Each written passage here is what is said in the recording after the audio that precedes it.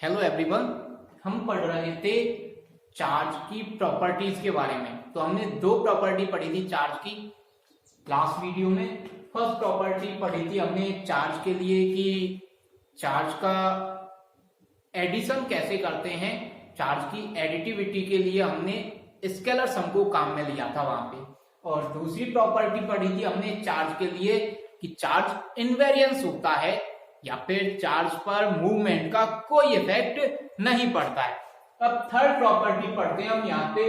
ये जो third property है ये आपने 11th क्लास में पढ़ी है, लेकिन आपने 11th क्लास में चार्ज के लिए नहीं पढ़ी, ये आपने किसी और चीज के लिए पढ़ी है।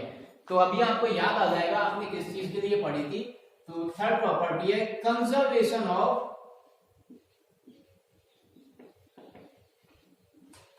चार्ज।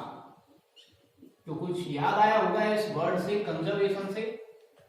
बिल्कुल, आपने पढ़ा है कंजर्वेशन ऑफ मोमेंटम। तो आपने वहां पे मोमेंटम के लिए पढ़ा था वो, लेकिन अब यहां पे हम पढ़ेंगे कंजर्वेशन ऑफ चार्ज कि जो चार्ज है वो भी कैसा रहता है, कंजर्व रहता है। लेकिन मैं आपको एक एग्जांपल देता हूं कि मेरे पास में मार्कर है और मैं इसको रब करता हूं ऐसे, तो इसके ऊपर चार्ज आ जाता है। तो पहले तो ये मार्कर था न्यूट्रल, अब इसके पास में सपोज +3 कूलम चार्ज आ गया। पहले था न्यूट्रल, अब कितना आ गया, +3। क्या इसका चार्ज कंजर्व है? कंजर्व का मतलब क्या, कांस्टेंट है। तो पहले तो 0 था, +3 हो गया। तो हम तो कह रहे हैं चार्ज कैसा होता है, कंजर्व होता है। तो पहले 0 था, +3 हो गया। लेकिन हम जब कंजर्वेशन का लॉ अप्लाई करते हैं या कंजर्वेशन वाली प्रॉपर्टी अप्लाई करते हैं, तो वो अप्लाई करते हैं हम एक कंप्लीट सिस्टम पे। तो अब यहाँ पे कंप्लीट सिस्टम क्या होगा, ये मेरा हाथ और ये मार्कर। यहाँ पे +3 कूलम आया है तो ये -3 कूलम बचा होगा। अरे ये चार्ज कहां से आया है, इस पे +3 इधर से निकल के यहीं से तो ट्रांसफर हो गया है। तो इस पे +3 हो गया तो इस पे -3 हो गया। अब दोनों का ऐड करो, टोटल क्या आएगा, 0। पहले ये न्यूट्रल था, ये भी न्यूट्रल था, दोनों पे टोटल चार्ज कितना था, 0। और ये +3 हो गया, ये -3 हो गया, अब भी दोनों पे टोटल चार्ज क्या है, 0। तो चार्ज कैसा होगा, कंजर्व होगा। लेकिन ये किसके लिए कंजर्व होगा, एक कंप्लीट सिस्टम के लिए कंजर्व होगा। ये हमारे पास में एक कंप्लीट सिस्टम है, इसमें ये एक पार्टिकल रखा हुआ है जिसपे चार्ज है एट +3 कूलम। ये दूसरा पार्टिकल है, इस पे चार्ज है -3 कूलम। ठीक है, टोटल चार्ज कितना है इस पे, अब 0। पहले भी टोटल चार्ज कितना था, 0। फर्स्ट सिचुएशन में ऐसे थे, इस पे था चार्ज 0 कूलम, और ये दूसरा पार्टिकल था, इस पे भी चार्ज कितना था, 0 कूलम। तो यहां भी टोटल चार्ज 0।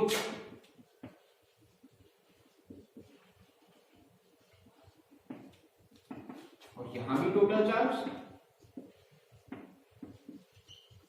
यहां भी टोटल चार्ज देखेंगे तो +3 -3 = 0 कूलम। अब मैं बात करता हूं कि मैं इसको, इस वाले पार्टिकल +2 कूलम और दे देता हूं। इस वाले पार्टिकल को क्या किया मैंने, +2 कूलम चार्ज और दे दिया। तो अब इस पे चार्ज कितना हो जाएगा, तो इस पे चार्ज हो जाता है +5 कूलम। और इधर कितना बचेगा, इधर -3 कूलम। तो अब देखना टोटल चार्ज कितना है। तो अब हम बात करें टोटल चार्ज की, तो +5 -3 +2 कूलम। तो यहां पर तो चार्ज इंक्रीज हो गया। हम तो बोल रहे हैं कि चार्ज कैसा होना चाहिए, कंजर्व होना चाहिए, कांस्टेंट होना चाहिए। यहाँ 0 है, यहाँ 0 है, लेकिन यहाँ पे फिर से इंक्रीज हो गया, +2 हो गया। तो क्या ये सही है क्या ओके जो मैं कर रहा हूं, नहीं, ये बिल्कुल गलत है। हम बाहर से चार्ज नहीं देंगे। इट्स मीन, पहली बात तो हमें क्या लेना है, सिस्टम लेना है। दूसरी बात, ये आइसोलेट होना चाहिए। सिस्टम कैसा होना चाहिए, आइसोलेट होना चाहिए। आइसोलेट मीन्स इस पे बाहर से कोई इफेक्ट नहीं पड़ना चाहिए, ये एकदम सेपरेट होना चाहिए अपनी जगह पे। हम इसको बाहर से नहीं छेड़ेंगे, जो हो रहा है इसके अंदर हो रहा है बस, और हमें उसी पे फोकस करना है। हम बाहर से इसको कोई चार्ज नहीं देंगे। तो यहाँ पे भी चार्ज कितना होगा, +3Q। तो टोटल करेंगे तो कितना आएगा, वही 0 आना चाहिए, और 0 ही आएगा। तो ये होता है कंजर्वेशन ऑफ चार्ज। तो इसके लिए हम इसको डिफाइन कैसे करेंगे, किसी भी आइसोलेट सिस्टम का चार्ज ऑलवेज कैसा होगा, कंजर्व होगा। यदि हमने ये दोनों वर्ड काम में नहीं दिए तो हमारा कंजर्वेशन का लॉ ही अप्लाई नहीं कर पाएंगे। तो कैसे लिखेंगे इसको, तो हम क्या कहेंगे कि charge is conserve in an isolated system. जो आइसोलेटेड सिस्टम होता है उसका चार्ज ऑलवेज कैसा रहेगा, कंजर्व रहेगा। या फिर इसको ये भी कह सकते हैं कि जो आइसोलेट सिस्टम का चार्ज है वो कैसा रहता है, कांस्टेंट रहता है। इट्स मीन हम चार्ज को ना तो प्रोड्यूस कर सकते हैं ना ही डिस्ट्रॉय कर सकते हैं। हम पढ़ रहे थे चार्ज को प्रोड्यूस करने के 3 मेथड्स पढ़े थे ना हमने, तो हमने वहां पे चार्ज को प्रोड्यूस नहीं किया था, हमने रब करके यहां से चार्ज को निकाल के इधर शिफ्ट किया था, ट्रांसफर किया था, बस हम खुद थोड़ी घर से बना के लेके आए थे चार्ज। फिर दूसरा पढ़ा था हमने कंडक्टिंग से, तो कंडक्टिंग से इस वाले चार्ज को इस पर हमने पहुंचाया था टच करके। तीसरा पढ़ा था हमने चार्जिंग बाय इंडक्शन, तो चार्जिंग बाय इंडक्शन में भी हमने चार्ज को क्या किया था, बस इंडक्ट किया था इसी के अंदर वाले चार्ज को। यहाँ पे पॉजिटिव नेगेटिव इक्वल पड़े थे, तो हमने नेगेटिव को या फिर पॉजिटिव को एक तरफ अट्रैक्ट करके कैच करके रखा था, दूसरी तरफ से दूसरे वाले चार्ज को अर्थ के अंदर भेज दिया था। तो हमने यहाँ पे चार्ज को ना ही तो प्रोड्यूस किया ना ही डिस्ट्रॉय किया। तो चार्ज को ना तो प्रोड्यूस किया जाता है ना ही डिस्ट्रॉय किया जाता है, चार्ज को केवल ट्रांसफर किया जाता है। ये होता है कंजर्वेशन ऑफ चार्ज। अब नेक्स्ट प्रॉपर्टी है, ये आप नोट कर लीजिए, नेक्स्ट प्रॉपर्टी है quantization of charge.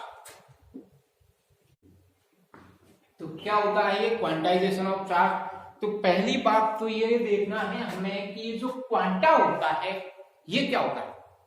First of all आप क्वांटा के बारे में जानते हैं या नहीं जानते, तो हमने 11th क्लास में प्लैंक थ्योरी पढ़ी थी केमिस्ट्री के अंदर, वहां पे आता है क्वांटा, पैकेट्स भी बोलते हैं, तो फोटोन के बारे में हमने वहां पे पढ़ा था।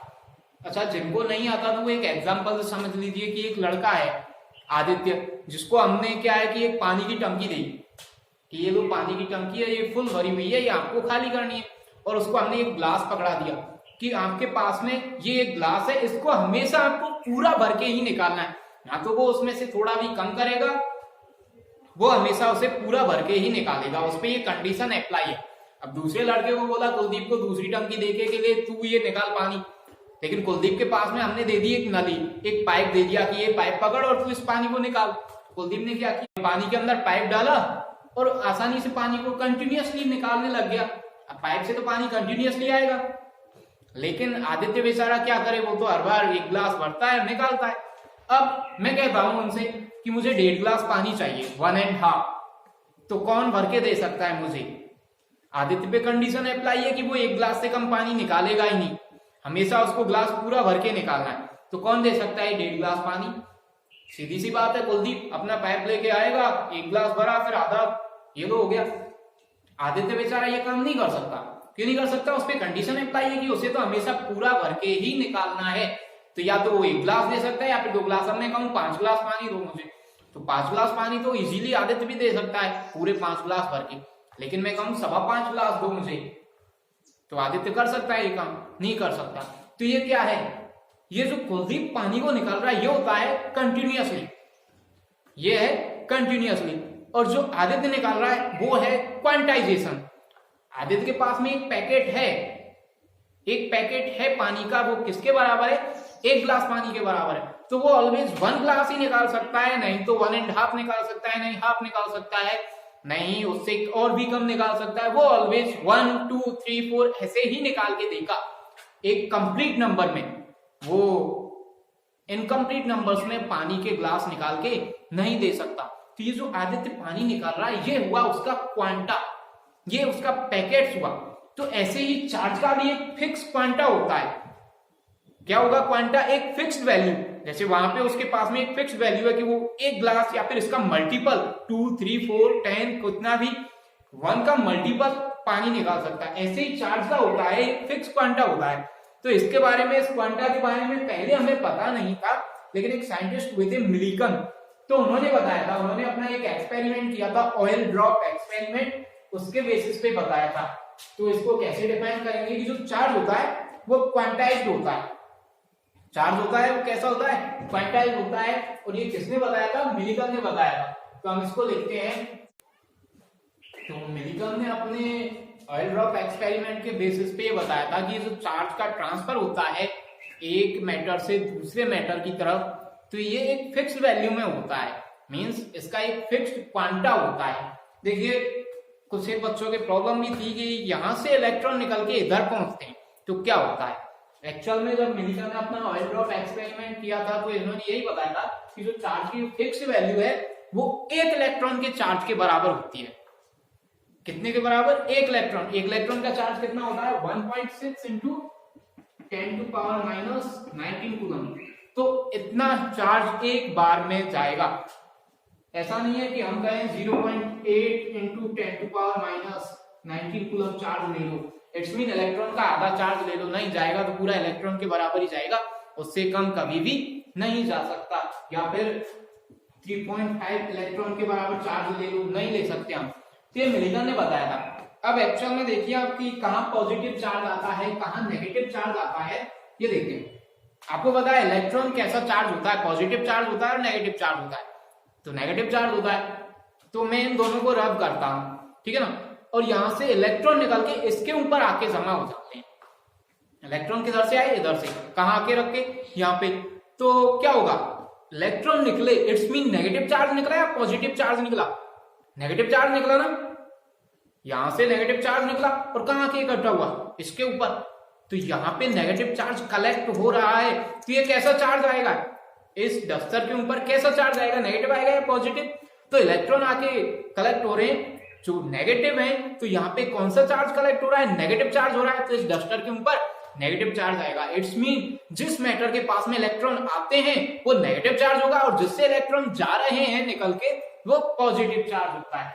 और ये मिलिकन ने बताया था कि जो चार्ज है वो ऑलवेज इलेक्ट्रॉन की फॉर्म में ही जाता है, या फिर हम ये कहेंगे कि जो चार्ज है उसकी वैल्यू ऑलवेज एक फिक्स वैल्यू होगी, वो इलेक्ट्रॉन के चार्ज के इक्वल होगी। तो on the basis of oil drop experiment, Millikan told that the transfer of charge has a fixed value and the value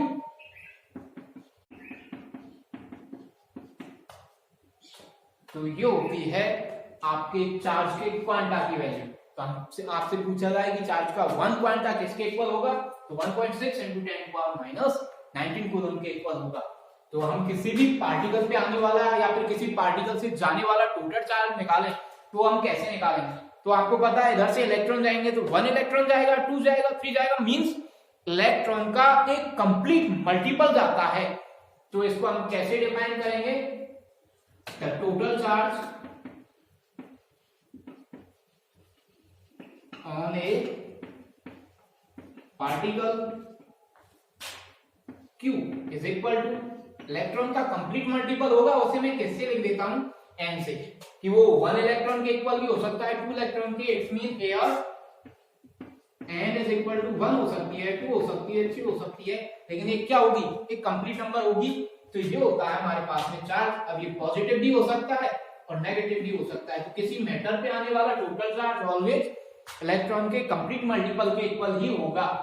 आजकल कुछ और पार्टिकल आए हैं मॉडर्न फिजिक्स के अंदर जो हमारे सिलेबस में, हमें तो यही मानना है अभी तक, लेकिन कुछ एक पार्टिकल हैं जो इलेक्ट्रॉन्स के भी चार्ज का डिवाइडेशन करके निकाले जाते हैं, जैसे कि उनको बोलते हैं क्वार्क पार्टिकल्स, और उनका वैल्यू होता है इलेक्ट्रॉन का चार्ज अपॉन 2 या फिर इलेक्ट्रॉन का charge upon 3, sorry,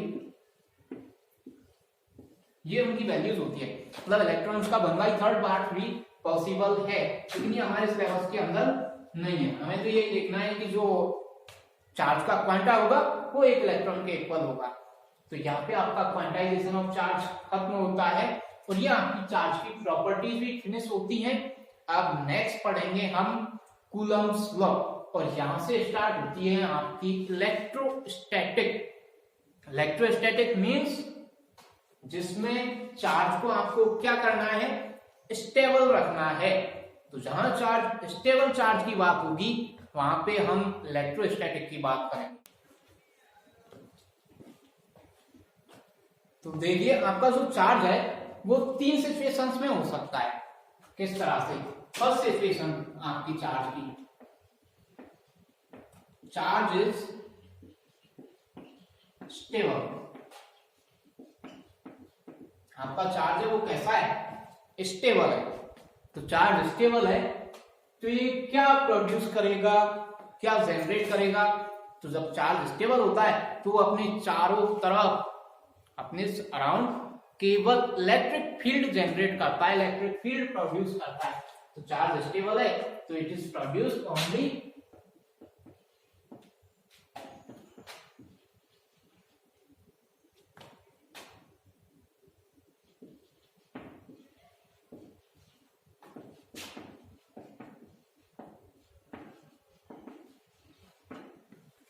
electric field. तो चार्ज है वो स्टेबल होगा तो क्या करेगा, ओनली इलेक्ट्रिक फील्ड प्रोड्यूस करेगा। सेकंड है आपके पास में charge is moving with a constant velocity. जो आपका चार्ज है वो एक कांस्टेंट वेलोसिटी के साथ मूव कर रहा है, उसकी जो स्पीड है वो फिक्स है। जैसे 2 मीटर पर सेकंड की स्पीड से जा रहा है तो फाइनली वो 2 मीटर पर सेकंड की स्पीड से ही जाएगा, वो अपनी स्पीड को चेंज नहीं करेगा, कहीं वो स्लो नहीं होगा, कहीं भी वो फास्ट नहीं होगा। एक कांस्टेंट वेलोसिटी से जा रहा है या कांस्टेंट स्पीड से जा रहा है। तो इस सिचुएशन में आपका चार्ज इलेक्ट्रिक फील्ड तो जनरेट करेगा ही। अरे मैं चार्ज हूं तो मेरे चारों तरफ ये जो फील्ड है ना, इलेक्ट्रिक फील्ड, ये तो रहेगा ही। मैं खड़ा हूं तब भी रहेगा, मैं दौड़ रहा हूं तब भी रहेगा। लेकिन मैं जब एक कांस्टेंट वेलोसिटी के साथ में दौड़ता हूं, या फिर चार्ज जब एक कांस्टेंट वेलोसिटी के साथ में दौड़ता है, तो ये वाला फील्ड जो मेरे चारों तरफ है, इलेक्ट्रिक फील्ड, ये तो कहीं जाएगा ही नहीं। लेकिन इसके साथ में एक दूसरा फील्ड भी प्रोड्यूस करने लग जाता है, और वो कौन सा होता है, वो होता है हमारे पास में मैग्नेटिक फील्ड।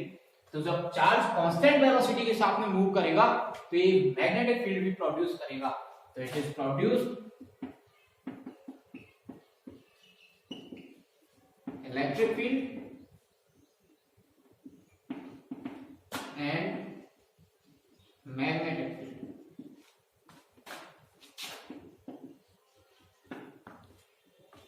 तो चार्ज इलेक्ट्रिक फील्ड के साथ में मैग्नेटिक फील्ड भी प्रोड्यूस करेगा। अब आपको देखना है कि ये जो चार्ज है कांस्टेंट वेलोसिटी के अलावा एक्सेलरेटेड हो जाता है। आपने 11th क्लास में पढ़ा होगा, जैसे ही वेलोसिटी चेंज होती है तो उसे बोलते हैं हम acceleration. Change in velocity is known as acceleration. तो ये जैसे ही एक्सेलरेटेड होता है, इट्स मीन इसके पास में ए, एक्सेलरेशन को किससे डिनोट करते थे हम, ए से। ए की कोई वैल्यू आती है, या फिर मैं कहूं कि ये अपनी वेलोसिटी को चेंज करता है, बार बार चेंज करता रहता है। एक बार ही चेंज नहीं, एक बार चेंज करके फिर से कांस्टेंट वेलोसिटी नहीं, एक्सेलरेटेड है, इसका एक्सेलरेशन जीरो नहीं है। कभी जैसे कि मैं चार्ज हूं तो कभी तो मैं तेजी से दौड़ने लग जाता हूं, कभी स्लो हो जाता हूं, कभी रुक जाता हूं, कभी फिर फास्ट दौड़ने लग जाता हूं। तो ऐसे बोलते हैं हम चार्ज पागल हो गया, यही ना, कभी दौड़ रहा है कभी रुक रहा है, तो यही तो कहेंगे चार्ज पागल हो गया। तो जब चार्ज पागल हो जाता है ना, तो इसमें से एक और चीज और निकलने लग जाती है। ये दोनों तो निकलेंगे, इलेक्ट्रिक फील्ड और मैग्नेटिक फील्ड। जहां चार्ज की मूव होने की बात आ गई तो इलेक्ट्रिक फील्ड और मैग्नेटिक फील्ड ये दोनों प्रोड्यूस होने लगे। जब चार्ज स्टेबल है तो इलेक्ट्रिक फील्ड तो है ही उसके पास में, मूव करने लगा तो मैग्नेटिक फील्ड को भी साथ में ले लेगा, और एक्सेलरेशन के साथ में मूव करने लगेगा, तब क्या होगा, तब ये दोनों तो वो प्रोड्यूस करेगा ही, साथ में वो अपने अंदर से चिंगारियां निकालने लग जाता है, थोड़े गुस्से के मूड में आ जाता है। तो गुस्से के मूड में आ जाता है तो चिंगारियां निकालेगा। तो हम जो चिंगारियां निकालता है उनको बोलते हैं हम इलेक्ट्रोमैग्नेटिक वेव्स। तो जब चार्ज आपका third situation, charge is moving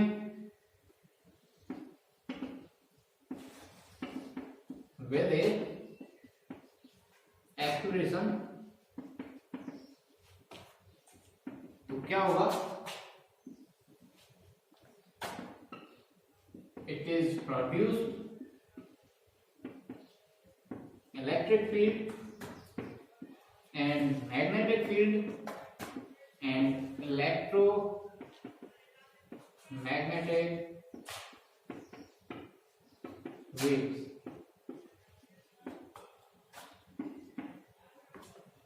ये होता है हमारे पास में चार्ज की तीनों कंडीशंस, और ये चार्ज तीनों कंडीशंस में जो चीजें पहले, तो इस तरह से आपकी जो फिजिक्स है वो चार्ज के बेसिस पे इन 3 पार्ट्स में डिवाइड है। पहले स्टेबल होगा चार्ज, फिर आपका वो मूव करेगा कांस्टेंट वेलोसिटी के साथ में, फिर एस्केलेटेड होने लग जाता है। तो अभी हम नेक्स्ट वीडियो से कूलम्ब नियम देखेंगे और स्टेबल चार्ज के लिए हम फिजिक्स को पढ़ना स्टार्ट करेंगे। तो उम्मीद है आपको ये समझ में आया होगा। आपको नोट करना है, लर्न करना है। Thank you student.